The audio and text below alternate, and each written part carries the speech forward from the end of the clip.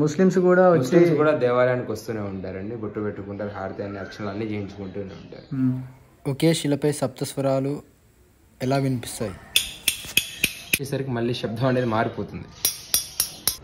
అయ్యగారు, ఇప్పుడు మనకు కనిపిస్తున్న శివలింగం మీద కొన్ని గీతలు కనిపిస్తున్నాయి. అవునండి, అవి ఏంటి ఆ గీతలు? ఆ గీతల్ని బ్రహ్మసూత్రం అని అంటారండి.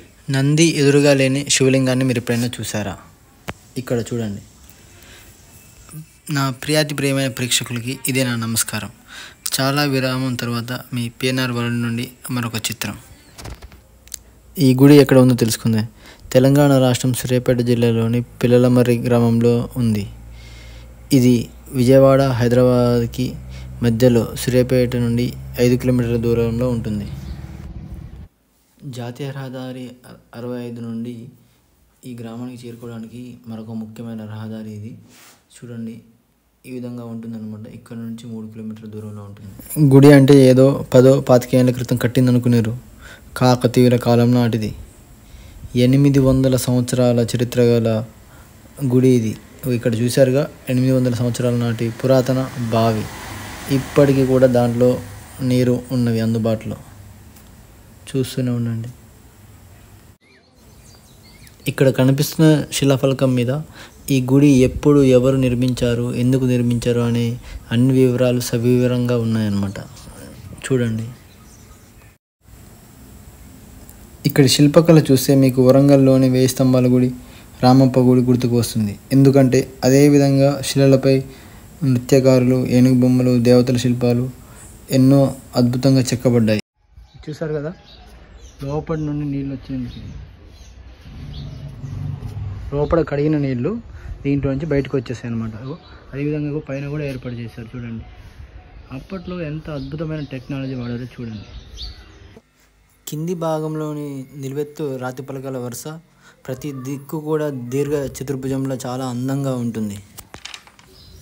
మనం గుడి లోపలికి వెళ్ళే ముందు మెట్ల మార్గంలో రాజులకి స్వాగతం పలుకుతున్నట్టు, ఏనుగులే మనకు స్వాగతం పలుకుతున్నట్టుగా నిర్మించబడింది. చూడండి, ఇక్కడ పక్కనే ఇంత పెద్ద శివాలయం ఉండగా దాంట్లో శివలింగం ఉంది. అయినా సరే ఇక్కడ ఇంకో విగ్రహం ఉందంటే దీనికి ఏదో ప్రత్యేకత ఉండే ఉంటుంది. అదేంటో కనుక్కుందాం. ఇదంతా కూడా గుడి ప్రాంగణం. అక్కడ అయ్యగారులు ఉంటారు, శివాలయం కమిటీ, ట్యాంకు. ఈ గుడి ఆధ్వర్యంలో కొన్ని గోవులు కూడా ఉన్నవి. ప్రస్తుతానికి అవి మేతకు బయటికి వెళ్ళాయి అన్నమాట. ధ్వజస్తంభంపై శివుడు, అలాగే ధ్వజస్తంభం కింద నాగేంద్రుడు పంచముఖ శిలతో ఏర్పడినాడు. ఇప్పుడు మనం గుడి లోపలికి పోతున్నామన్నమాట. మనం చెప్పుకున్నాం కదా, అంచెలంచెలుగా ఉంటుంది. ఇక్కడ నుండి కూడా గుడి చుట్టూ తిరగచ్చు అన్నమాట. ఇప్పుడు మనం గుడి లోపలికి వెళ్ళాము. చూడండి, ఇక్కడ కింద ఉన్న రాతిపై తెలుగులో రాశారు.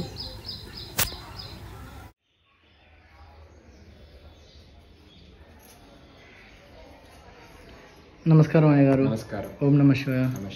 బాగున్నారా స్వామి? బాగున్నాను స్వామి. నేను గుడి గురించి తెలుసుకోవాలని వచ్చాను ఇక్కడికి. ఖచ్చితంగా. ఈ గుడి ఏ శతాబ్దంలో నిర్మించారు?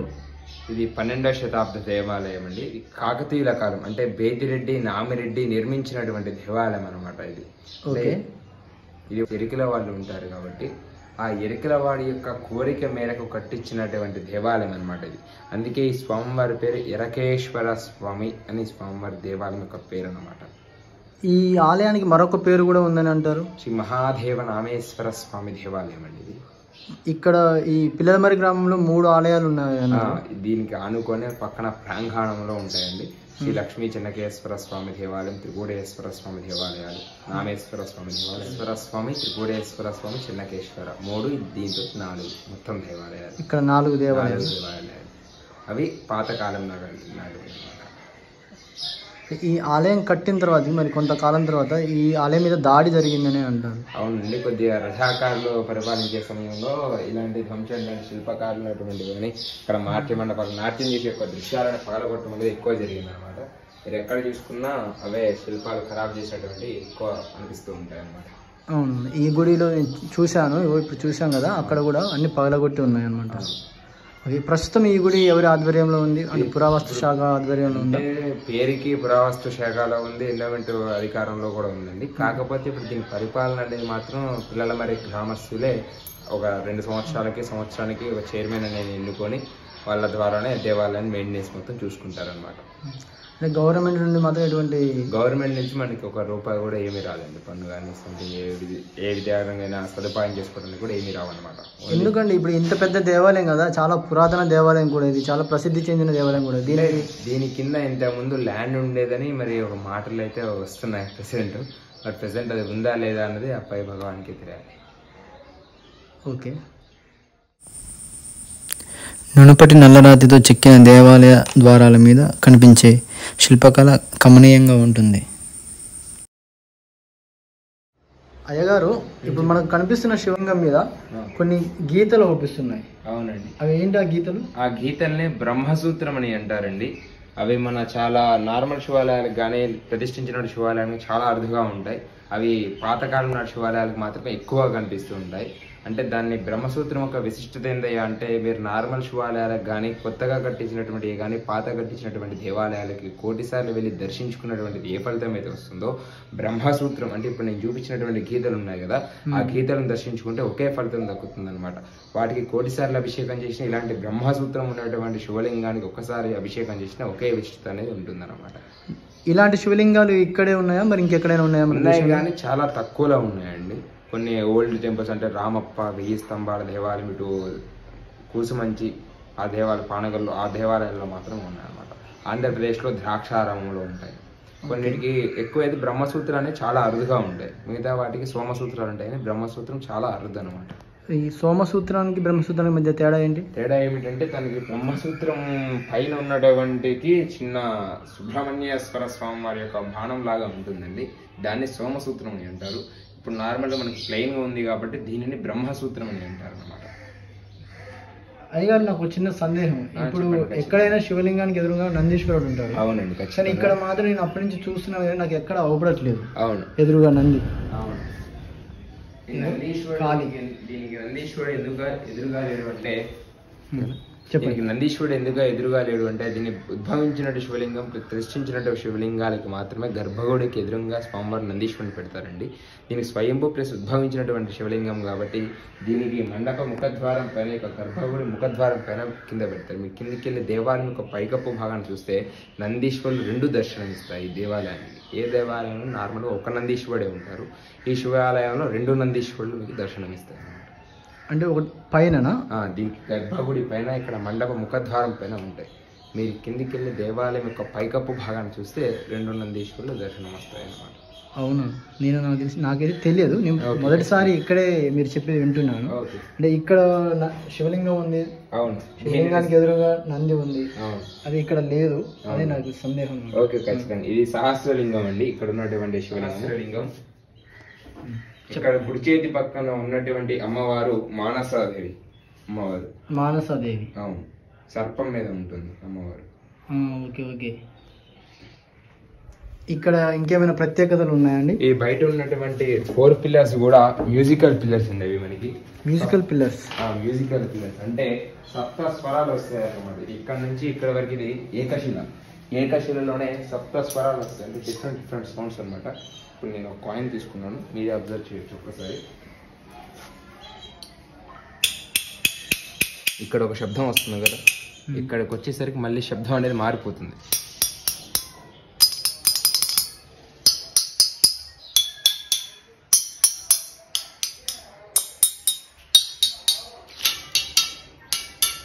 అంతే. ఈ 4 పిల్లర్స్ కూడా మ్యూజికల్ పిల్లర్స్ అనమాట. అవి అంటే ఇక్కడ ఏదైనా అప్పట్లో ప్రోగ్రామ్ చేసినప్పుడు వీటి మీద, అంటే అప్పట్లో ఎక్కువ నాట్యానికి ప్రాముఖ్యత ఇచ్చేవాళ్ళు కాబట్టి దాని సందేశంగా మనకి ఇక్కడ పిల్లర్స్ మీద చూసుకున్నటువంటి, కానీ దేవాలయం యొక్క దేని మీద చూసుకున్నా కూడా ఎక్కువ నాట్యాన్ని, ఇక్కడ నాట్యం వేస్తున్న డోళ్ళు వాయిస్తున్నట్టుగా ఇక్కడ నాట్యం చేస్తున్నటువంటి దృశ్యాలు ఎక్కువ కనిపిస్తూ ఉంటాయి అన్నమాట మనకి.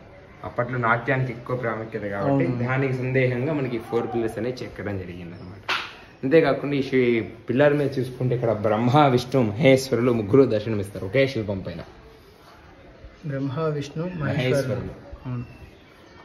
ఇవన్నీ కూడా దాడి చేసిన దాంట్లో కొద్దిగా ఖరాబ్ అవ్వడం జరిగింది. ఇవన్నీ కూడా సైడ్కి పోయి నెట్ చేసి కట్ చేయడం కానీ. ఇక్కడ కూడా దాడి చేసినటువంటిది ఇది.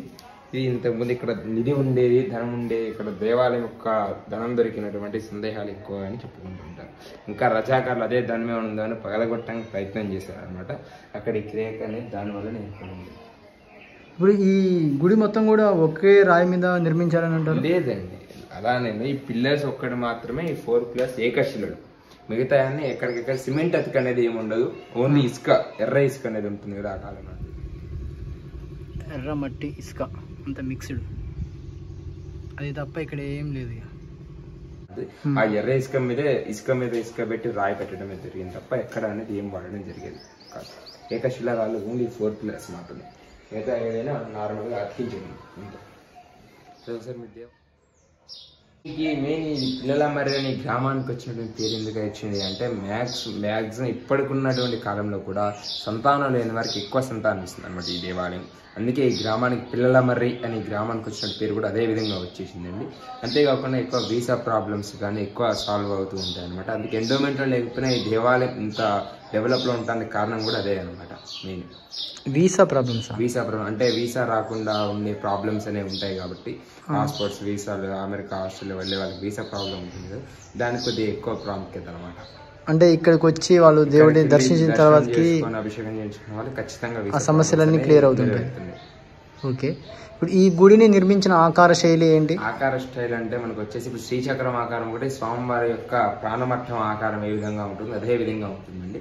ఇక్కడ చూసుకున్నట్లయితే పద్మం, ఈ దేవాలయం యొక్క పైకప్పు, మన దేవాలయం యొక్క పైకప్పు భాగం చూసుకున్నా కూడా పద్మం నక్షత్ర ఆకారంలోనే ఒక దేవాలయం అనే మండపం మొత్తం ద్వారం కంప్లీట్ చేయడం జరిగింది. మొత్తం 3, 9, 12 ఉంటాయి. ఒకసారి లెక్కేసుకున్నా మీరు చూసుకున్నా ఏ విధంగా చూసుకున్నా అలానే ఉంటాయి. 1, 2, మొత్తం 3, అక్కడ 4, 5, 6, 3, 9, 7, 8, లోపల 2, 11, మొత్తం 11. ఇక్కడ మన ఎంట్రన్స్ లో 10, గర్భాలయంలో 1. ఓకే, మనం దేవాలయంలోకి వెళ్ళే ముఖద్వారం పైనే ఇక్కడ 11 తోటే మనకి ఎంట్రన్స్ లోనే స్వామివారి దర్శనం అనేది జరుగుతూ ఉంటుంది అనమాట. ద్వారపాలకుని లెక్క ఇక్కడ ఎంట్రన్స్ లోనే గజరాజులు మనకి దర్శనం ఇవ్వడం జరుగుతుందండి. అనిపిస్తున్నారు. వీటికి ఏమైనా ప్రత్యేకత ఉందా? వీటికంటే నార్మల్గా ఎంట్రన్స్ లో గజరాజులు ఎక్కువ నిర్వహిస్తాం కాబట్టి దానికంటే అనుకూలంగా నిర్మించడం జరిగింది.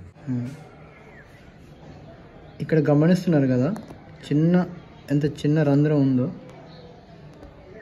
ఎంత చిన్నగా చెక్కారంటే ఆ శిల్పికి దండం పెట్టారండి. ఇక్కడికి పర్యాటకులు వస్తుంటారా? పర్యాటకులు వస్తూనే ఉంటారండి. సినిమా షూటింగ్స్ కూడా నడుస్తూనే ఉంటాయి. ఎవరైనా తీసుకునే వాళ్ళంటే కూడా వచ్చి తీసుకోవచ్చు, no problem. Pre wedding shoots అన్నీ నడుస్తూనే ఉంటాయి అన్నమాట. ఎలాంటి ఇబ్బంది అనేది ఏమి ఉండదు. గుడి ఓపెనింగ్స్ అనేది ఎప్పుడు ఓపెనింగ్స్ 24/7 మాక్సిమం ఒక అయ్యగారు అందుబాటులో ఉంటారు. దేవాలయం యొక్క ప్రాంగణంలో పక్కన దేవాలయ అర్చకులు రూమ్స్ అనేవి ఉంటాయి. ఒకసారి మీరు on the way to Khammam, Vijayawada కానీ ఎటు వెళ్తున్నా అయ్యగారు క్లోజ్ చేసి ఉంటారు. దేవాలయం అనేది సందేహం అనేది ఏమి ఉండదు. ఇంటికి వచ్చి పిలిస్తే వస్తారండి. ఇక్కడ కాంటాక్ట్ నెంబర్స్ కూడా ఉంటాయి. డైరెక్ట్గా మీరు కాంటాక్ట్ చేసినా ఇబ్బంది అనేది ఏమి ఉండదు. అంటే ఎల్లవేళ ఇక్కడ అందుబాటులో ఖచ్చితంగా 24/7 ఖచ్చితంగా ఒక అయ్యగారు అనేది అందుబాటులో ఉంటుంది ఈ దేవాలయం. సో విన్నారు కదండి ప్రేక్షకులారా, మీరు ఎప్పుడైనా సరే ఏ సమయంలోనైనా సరే మన పిల్లలపైన గ్రామంలో శివలింగాన్ని, దేవుడిని దర్శించుకోవచ్చు. అయ్యగారులు ఎల్లకాలము ఎనీ టైం మీకు అందుబాటులో ఉంటారని మన స్వామీజీ చెప్తున్నారు. అయ్యగారు, ఈ గుడికి పక్కన కుడివైపున ఒక దేవాలయం ఉంది, అందులో కూడా శివలింగం ఉంది.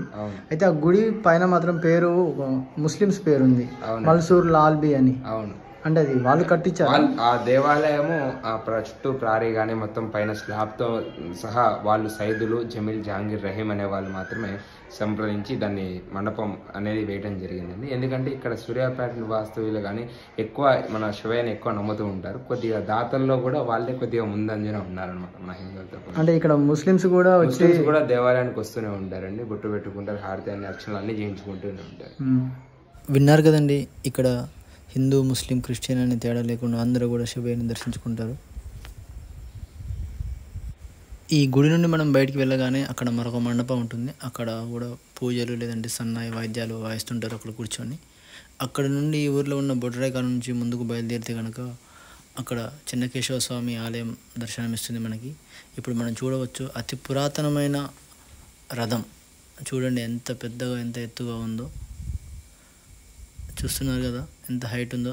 దగ్గర దగ్గర ఒక 20 ఫీట్ల హైట్ ఉంటుంది. ఇక్కడ దర్వాజా చూడండి, ఇది ఎంత ఎత్తుగా ఉందో, ఎంత బలంగా, ఎంత దృఢంగా ఇప్పటికి కూడా చెక్కు చెరకుండా ఉంది అది. ఇప్పుడు మనం లోపలికి చెన్నకేశ్వర స్వామి ఆలయంలోకి ప్రవేశిస్తున్నాము. దర్వాజా చూడండి ఎంత బాగుందో, ఇప్పటికి కూడా ఏమాత్రం కూడా ఖరాబ్ కాలేదు. మనమైతే లోపలికి ఎంట్రీ అయ్యాము.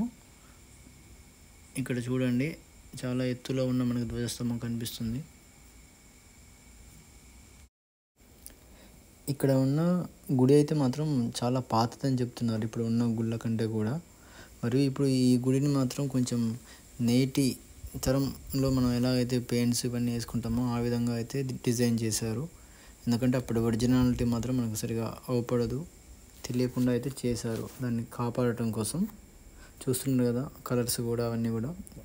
ప్రస్తుతం గుడి అయితే బంద్ ఉంది, సో అందువల్ల మనం లోపల ఉన్న స్వామిని చూపించలేకపోతున్నాము. చూడండి అప్పుడెప్పుడో కట్టిన హాలు ఎలా ఉందో. ఇంకా ఉన్నారు కదా స్వామివారిని. ఈ గిల్లు అయితే మనం బయట చూసిన రథంది చూడండి ఎంత పెద్దగా భారీగా ఉన్నాయో ఇవి. ఇప్పటికి కూడా మంచిగానే ఉన్నవి. అలాగే మనం ముందుకెళ్ళినట్టయితే అక్కడ మరొక రథం ఉంటుంది. ఇది చాలా చిన్నగా ఉంది రథము. కాకపోతే ఈ రథం ఇక్కడ మన నామేశ్వర స్వామి ఆలయం దగ్గర ఉంటుంది. ఇప్పుడు మనం నామేశ్వర ఆలయంలోకి ప్రవేశిస్తున్నాము. చూడండి లోపల ఎదురుగానే మనకి ధ్వజస్తంభము సేమ్ అన్ని చోట్ల ఎలాగైతే ఉంటుందో ఇక్కడ కూడా అలాగే ఉంది. చూస్తున్నారు కదా రాతి శిలాఫలకం మీద ఇక్కడ ఈ గుడిని ఎప్పుడు ఎలా నిర్మించారనేది మొత్తం కూడా రాసింది. వీలుంటే చదువుకోవచ్చు. నామేశ్వర ఆలయం పక్కనే ఉన్న త్రికుటేశ్వర స్వామి ఆలయంలోకి ఇప్పుడు మనం ప్రవేశిస్తున్నాము. చూడండి ఇక్కడైతే మన శివలింగానికి ఎదురుగానే నిజంగానే ఒక నందీశ్వరుడు ఉన్నాడేమన్నంత అందంగా చెక్కారు. నంది మీద చూడండి నిజంగానే గజ్జెలు, మువ్వలు, పట్టీలు, మెడలో కట్టిన తాడు నిజంగానే కట్టారేమన్నంత చాలా బాగుంది, అవుపిస్తుంది. ఎదురుగా చూడండి గజ్జెలు చూడండి ఎంత బాగా అవుపిస్తున్నాయో. మనం చూస్తేనైతే మన కళ్ళు మనల్ని మోసం చేస్తున్నాయేమన్న అంత అందంగా ఉంది అక్కడ. నిజంగానే ఇక్కడ ప్రత్యక్షంగా ఉందని అనిపిస్తుంది. ఇప్పుడు మనం ఈ త్రికుటేశ్వర ఆలయంలో ఎదురుగా ఉన్న శివలింగాన్ని అనేది దర్శించుకుంటున్నాము. ఇక్కడ శివలింగం అనేది చిన్నగా ఉంటుంది, లింగం అనేది పైన పానవట్టం అనేది పెద్దగా ఉంటుంది. మరియు చూడండి గుండ్రంగా చిన్నగా ఉంది ఇక్కడ నుండి మనం పైన డిజైన్ చూసాం కదా, పైన సేమ్ అక్కడ గుళ్ళో ఎలా ఉందో ఎరకేశ్వర స్వామి ఆలయంలో ఇక్కడ కూడా అలాగే ఉంటుంది. త్రికుటేశ్వర ఆలయం యొక్క ప్రత్యేకత ఏంటంటే ఇక్కడ మధ్యలో నిలబడి చూస్తే కనుక 3 శివలింగాలు మనకి ఒకేసారి అవుపిస్తుంటాయి అన్నమాట. ఎడమవైపు, కుడివైపు మరియు ఎదురుగా ఉన్న శివలింగం. ఇప్పుడు మనం కుడివైపుగా ఉన్న శివలింగం దగ్గరికి వెళ్ళాము. చూడండి సేమ్ అలాగే ఉంటుంది. ఇక్కడ ఉన్న 3 శివలింగాలు కూడా ఒకే రూపంలో దర్శనమిస్తాయి మనకి. చూశారు కదా ఎదురెదురుగా ఎలా ఉన్నాయో. ఇప్పుడు పదండి మరొక శివలింగాన్ని దర్శించుకుందాం. చూడండి 3 వైపులా కూడా సేమ్ ఉంటుందన్నమాట. దర్వాజకు మీకు ఎంట్రన్స్లో కూడా చాలా బాగుంటుంది, అద్భుతంగా చెక్కారు. చూశారు కదా ఇప్పుడు మనం 3 శివలింగాన్ని దర్శించుకున్నాం. 3 కూడా ఒకే రూపంలో ఉంటాయి, మీకు ఎక్కడ కూడా ఎటువంటి తేడా ఉండదు. ఇప్పుడు త్రికుటేశ్వర ఆలయం చుట్టూ మనం తిరిగొద్దాము, ఎక్కడ ఏమేమి ఉందో తెలుసుకుందాం. ఇక్కడ చూశారు కదండి ఎలా ఉందో. మొత్తం 2 గుళ్ళు పక్క పక్కన ఉన్నాయి చూడండి.